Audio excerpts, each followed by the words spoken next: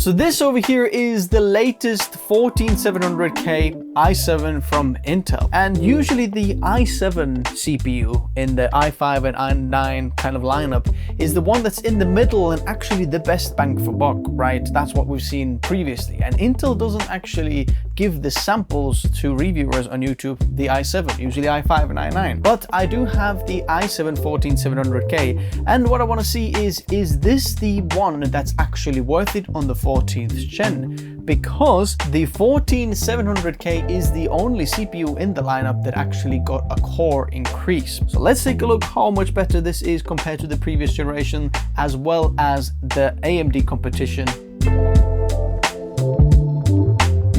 First, let's take a look at the specs then, between the comparison. Now, this 14700K doesn't compete with the 7950X from AMD. It's more likely in competition with the 7900X. But the interesting thing is the 7900X is actually kind of 2 generations ago compared to Intel, because this is the 2nd generation that competes with the same CPU, if that makes sense. We had the 13700K and now the 14700K as well. So that's kind of like an interesting thing for AMD side, where AMD is actually still competitive even though it's like a few generations old, if that makes sense. But looking at the 14700K now, what has happened compared to the 13700K is now we have extra 4 E-cores as well in there. So it's a little bit of a shaved down 13900K or 14900K. We don't have quite all the 16 E-cores, we have 12 E-cores.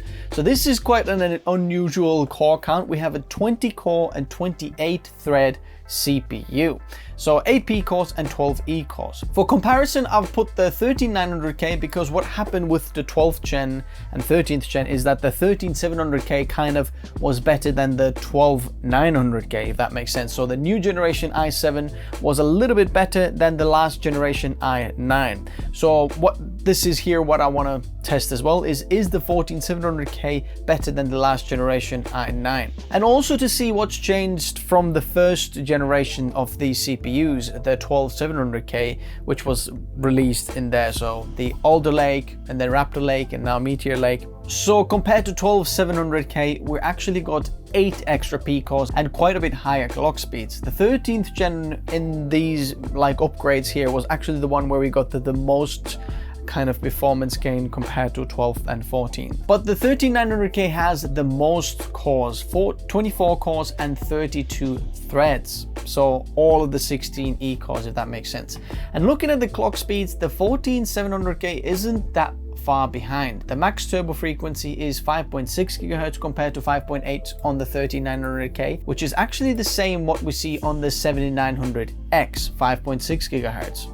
So interestingly, the 14700K doesn't boost higher. The all P-core max frequency is 5.5 GHz compared to the 5.4 on the 13900K and the 5.2 on the 7900X, but have actually decreased a little bit compared to the 12700K. In terms of PCIe lanes, I've changed this spec here to be a little bit more kind of accurate here. It's 16 plus 4, 16 PCIe Gen 5s and 4 PCIe Gen 4 lanes from the CPU. So one for the Ender 2 and then 16 for the GPU. But there is no GPU with 16 lanes out there yet. In terms of cache, it is slightly lower than the 13900K, as you can see there as well.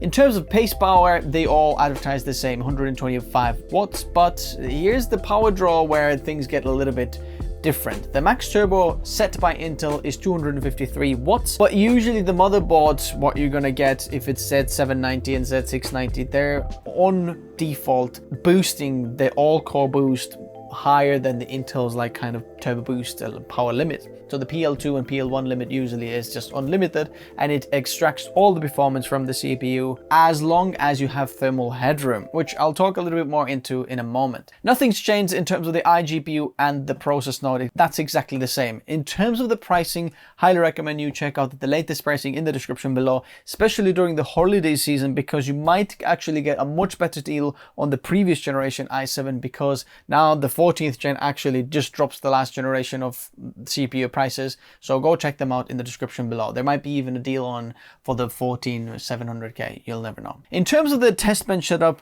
I'll leave the AMD Testbench setup in the description below, but the one thing that I want to mention that was different on all of these is the RAM speed. Now, all the other specs are pretty much the same and equal, and there's no real like performance difference in there. If you want to check any of these out, I'm going to leave them down below like I mentioned. But the RAM speed, I'm actually comparing to the spec of the CPU, because with each generation of the CPU, we're usually getting a better IMC as well. So the 14th gen actually has the same spec as the 13th gen, and then the AMD has a little bit lower than the 13th and 14th gen, and then the 12th gen is even lower. So we've got 4800 mega transfers per second, as you can see on the memory controller specs there. On 12th gen, the 13th gen got an extra 800 megahertz boost on the memory controller, 5600 mega transfers, and then we have 5600 mega transfers on the 14th gen as well. But now the 14th gen officially hasn't got a better IMC, but in reality you can get a better, you know, clock speed of the RAM on the 14th gen, but that would go under the overclocking kind of label, and that's why I am not testing this, because I think for creators we want to go for the most stable option and want to see how stable we can run a RAM kit. Now, going above 5600 megatransfers per second is completely possible, and most likely you're going to get or achieve the highest speeds with the 14th gen CPUs compared to Ryzen or the 13th gen or 12th gen of Intel. Now, bear in mind, if you haven't seen my RAM guide and why the XMP is not working and why is it harder to run 4 sticks compared to 2 sticks, and ranks, and what's IMC and silicon lottery and all that, I have a full tutorial where we talk with JJ from ASUS about it. I highly recommend you go check it out, because it's really going to improve your knowledge and understanding how XMP works, why sometimes it fails,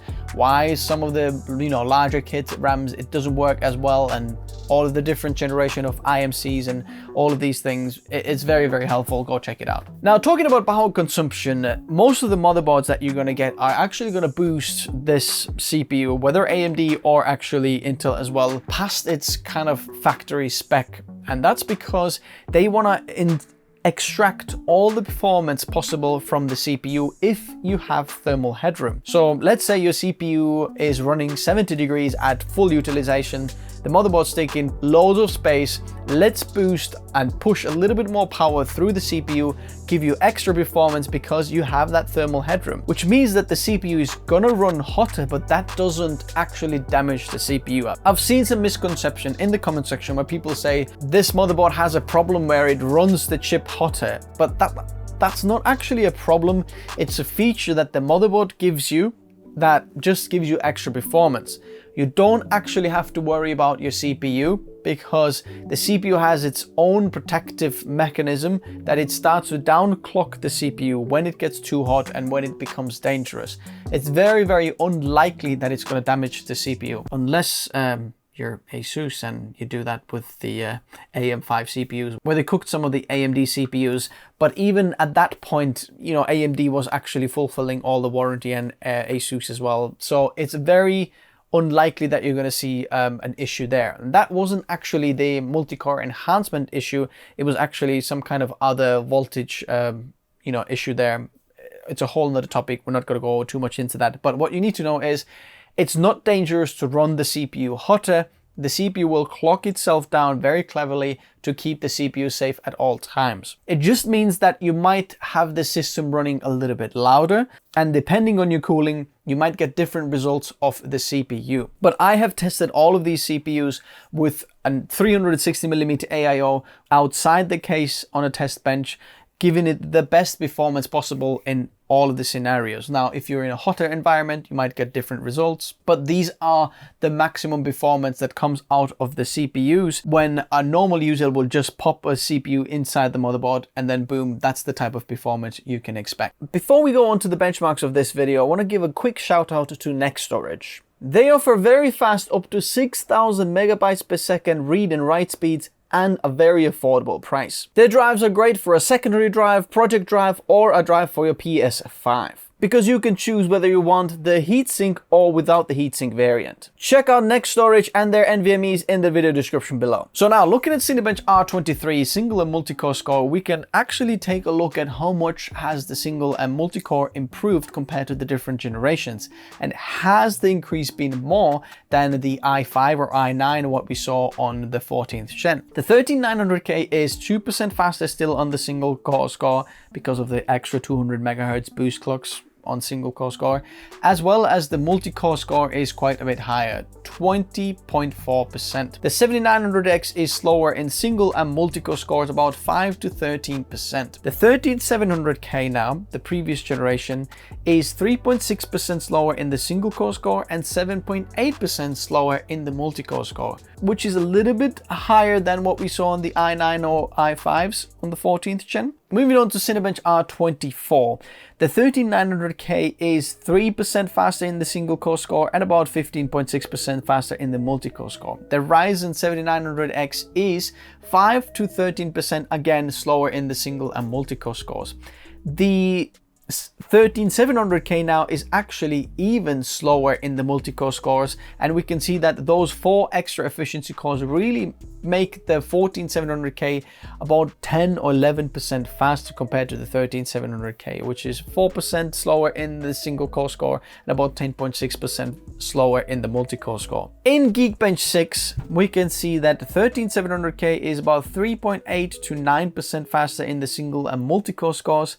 The 7900X, interestingly, is actually 2.3% faster in the single core score, but about 6.4% slower in the multi-core score. The 13700K now here, as you can see, not much of a difference, about 2 to 2.6% slower in the multi and single core scores. Moving on to some of the applications now, and firstly, photo editing. In Photoshop, the 13900K is still faster in all of the aspects, about 3.3% faster in overall score, so not much, but still faster. The 7900X is about 9.7 to 11.5% slower in Photoshop, which is quite a bit faster on the 14700K. The 13700K there though, again, not that much of a difference. 2.9% slower in the overall score and about 3.5% slower in the general scores. So let's move on to Lightroom Classic. The 13900K, again, a little bit faster than the 14700K, about 3.7 to 3.9% faster depending on the active, passive, or overall score. The 7900X is about 7.2% slower in the overall score, and the 13700K is only 0.1% slower in the overall score. So really, they perform exactly the same on Lightroom Classic. Moving on to video editing. In Premiere Pro, the 13900K with the more cores is actually 5.5 to 6.6% faster, which is one of the biggest leaps in performance in applications what we've seen so far. Interestingly, the raw standard score is about 10.5% faster, so that's quite a bit there. But the long GOP score is actually 3% slower. The 7900X is about 2.3 to 8% slower in all of the scores. The long GOP score there, you can see, is 27% slower on the standard score, which is quite a bit there. But interestingly, the raw is actually faster in the standard benchmark on the 7900X. The 13700K now is less than 1% slower in all of these scores, so it really performs the same as the 14700K. In After Effects, we can see that the 13700K is quite marginally faster there. About 8.6% in the overall score, but about 20.1% faster in the multi-core score. The 7900X is actually still faster than the 14700K. Probably After Effects likes the P cores more than the E cores, and about 4% faster is the 7900X. Interestingly, the tracking score is 56.4% faster on the 7900X, which is a huge margin there. The 13700K is about 2% slower in the overall score, but interesting, the multi-core score is about 26% slower. But the GPU score here, I don't know what's happened to the 14700K or the 13700K, why is it so much faster, is 42% faster. That's incredible. Moving on to DaVinci Resolve here, and this is where things get a little bit interesting now. The 13900K is about 13 and 14% faster in the standard and extended overall scores. The GPU effects there are 33% faster, so that's huge. The 7900X is actually 3% faster in the extended overall scores and slightly slower in the standard overall score. But the 8K media score and the GPU effects are much better on the 7900X. Looking at the 13700K then, and you can see that it's about 7.2 to 8.2% faster in the extended and standard overall scores. So the last generation i7 is actually faster than the 14700K, which is interesting. I tested this about a dozen times on the 14700K and I get the same results all the time. So interestingly, for some reason, the 14700K or DaVinci Resolve don't like the extra E cores as much as 13700K. Moving on to 3D and in Blender, the 13900K is about 23 to 34% faster in the monster, junk shop and classroom scenes. The 7900X, depending on the scene, is either about 5% slower or about 3% faster in the monster, junk shop and classroom scenes.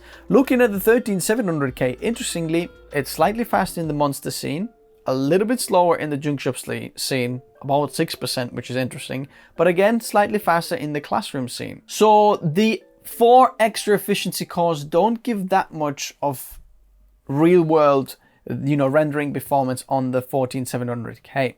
In V-Ray, the 13900K is about 21.2% faster, 7900X is 1.7% slower, about the same, and the 13700K is about 6.3% slower. So in V-Ray, the extra efficiency cores here do make a little bit of a difference. So in conclusion then, is the 14700K worth it? What actually changed? Is it worth getting for creators? There is some good news, so let's get the good news out of the way first. So the IMC is one of the good news, even though on paper they're about the same, but because of the improved process and now, refined kind of silicon on the 14th gen. So as a creator, if you're running 4 sticks in your PC and you want to get the best, performance of your RAM frequency, then most likely you're going to get that with the 14th gen. So there is a little bit of a benefit upgrading to 14th gen if you're on the 12th gen instead of 13th gen, for example, depending on the price though.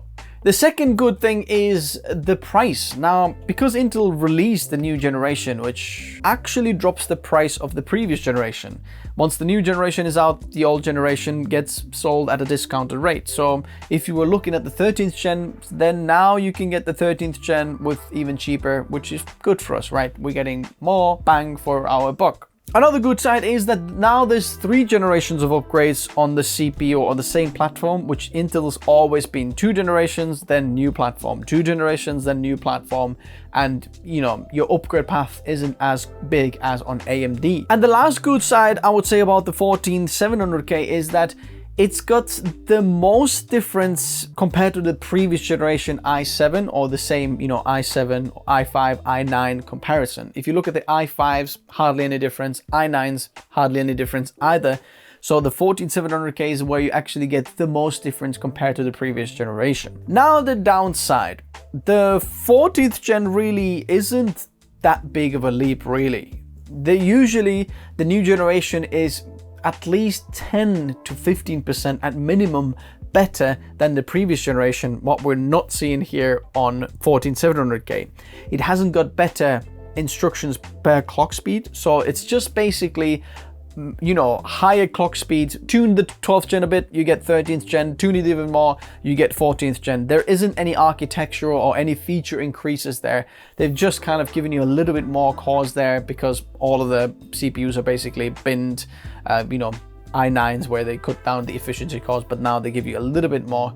But they could have given you the full 13900K efficiency cores, all of the 16 cores, but to actually still sell the 13900K and perhaps even 14900K, they had to cut down 4 of the efficiency cores so that it still makes sense, like where the 14700K lines up there. So the performance increase isn't massive either. You're gonna get single digit, roughly around 5% here and there, maybe sometimes less even increase depending on your workflow or on the application you're using. So not massive increase. And unfortunately, we didn't get an official bump on the IMC either, which we did get on the 13th gen. So 14th gen now is exactly the same IMC on paper as the 13th gen. Even though Intel in the review guide actually mentions that you might want to run the 14th gen with faster RAM than your 13th gen, even though the spec says the same, but they kind of aren't confident enough to put the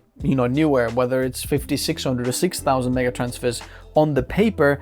They're still recommending and knowing that it can do it, but interestingly, it's not on the paper. So that's kind of like a which way you want to look at it, glass half full, half empty. So the IMC can be a little bit of a disappointment there as well. But generally now, conclusion, is it worth getting? And to be honest, you'll have to check out the pricing in the description below. If you're asking me what would I do, then here's what I would be thinking. The 13th gen is probably the best one in the middle there, because now the 13th gen is even cheaper, and that's probably the one to get. Now, if you get a Gigabyte board as well, I've mentioned this in a lot of the videos, Gigabyte on the Z790 and Z690 BIOS offers a 6 GHz feature. So you should be able to run the 13700K and 13900K at 6 GHz in boost clocks or some of the single core cores, which makes the 13th gen even more worth it. I think it should also work on the 14th gen on the 14700K. I don't know if Gigabyte has released official support for that one, but it should. If it works on 13700K, it should work on the 14700K as well. Now, in terms of, performance for your money, the 13th gen I think makes the most sense in terms of this Intel upgrade. Now, if you're on the 12th gen, there might be some cases where you just want to get the best upgrade for this platform, and you might want to get this 14700K or 14900K, which is good that now we have, 3 generations of upgrades on the same platform. But I think most of the people will just go with like the best bang for buck performance and then 13th gen. But it's good to know that there is a little bit of a better, if you really want, the best performance, you can get the 14700K or 14900K, and you'll get a little bit more performance, especially if RAM speed is very important for your workflow and you want to get the best RAM speeds. It might also be worth upgrading to 14600, 700, 900K. But I am a little bit disappointed that there isn't that much of a change between the 13th and 14th gen, and people can get confused with the marketing, thinking, oh, the Moore's law that the new generation is about 10% faster. Well, not really on the 14th gen. It's, around 5 to 7% faster in most cases there. The best thing about this 14700K is that the 13th gen is now even cheaper, and it's like a reason for Intel to drop their own prices of their own products. So that's the good news. We're getting the 13th gen even cheaper, and I think that's the best news of 14th gen, funnily enough. Now, if you are a creator and you're wondering what's the best bang for buck PC that you can build for your money, whatever your budget is, there's a build guide or buying guide in the description below. In those videos, I'll explain everything to you, downgrades, upgrades, everything you need to know, even if you've never built the PC before, or you just need an upgrade and perhaps your PC is a little bit old. Check out those build guides, they're completely free. Anyway, guys, I'd love to know what you think about this 14th gen. I'll meet you in the comment section below. And the very last note is I'm working on the best CPU of 2023-2024, where you see all of these CPUs compared. So stay tuned for that if you haven't subscribed yet. Thanks guys for watching, and I'll see you next time. Bye bye.